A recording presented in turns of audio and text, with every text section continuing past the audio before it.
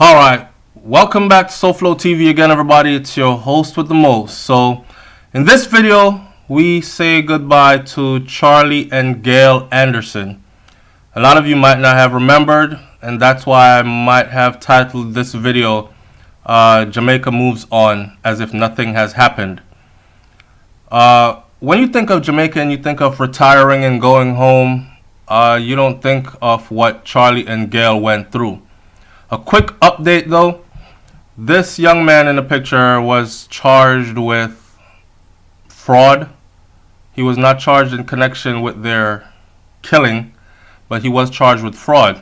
As it says right there, his mother was their maid. And as you can see right there, I did a video where I said be very careful who you help.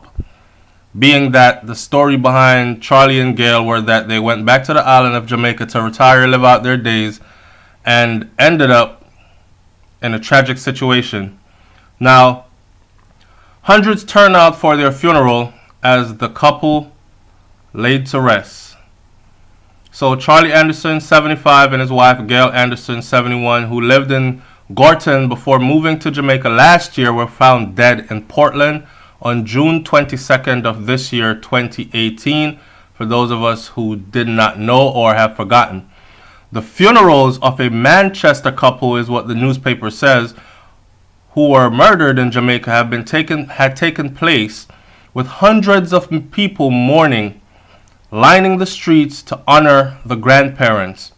Charlie Anderson was 75 and his wife Gayle was 71, and they were found in their home in Portland, Jamaica, transported in matching hearses. Their coffins were decorated with floral tributes reading Mom, Auntie, Grandma, Dad, Uncle, and Granddad.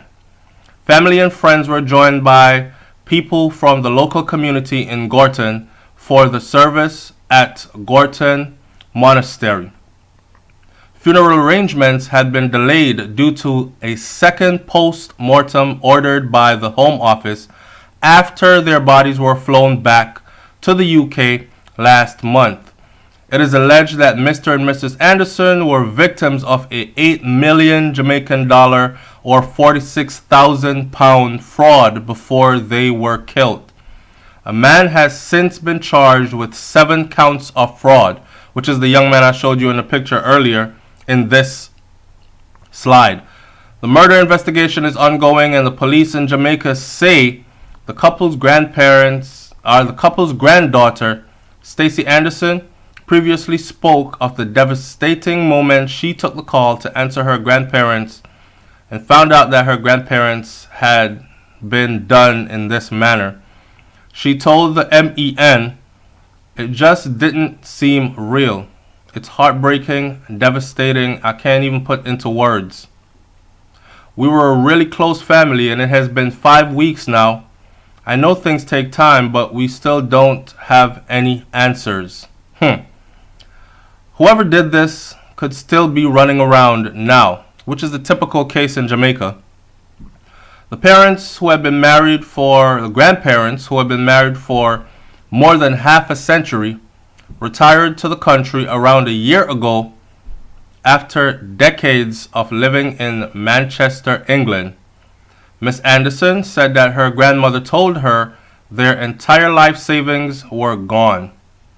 On June 22nd, a month after they returned to their home in Mount Pleasant, Charlie and Gayle's bodies were found in their home, set on fire.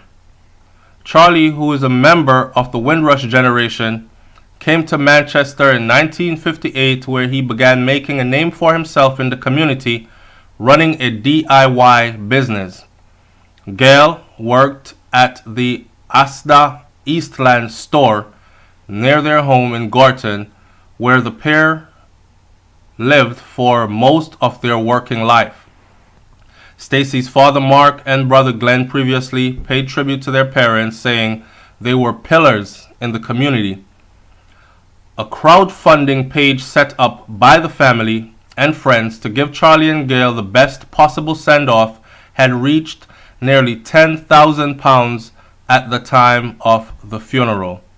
And needless to say, they had a wonderful send-off. But what's a wonderful send-off when your life is tragically taken away in that manner? Now, rest in peace to this beautiful couple. Now, we did a video before where we spoke about how this is becoming such a normal thing in Jamaica that if you ask a lot of Jamaicans today about this particular case right here, they'll probably be very hazy with the details simply because they've moved on. Now, I don't know if this is a coping mechanism, just get past it and continue living.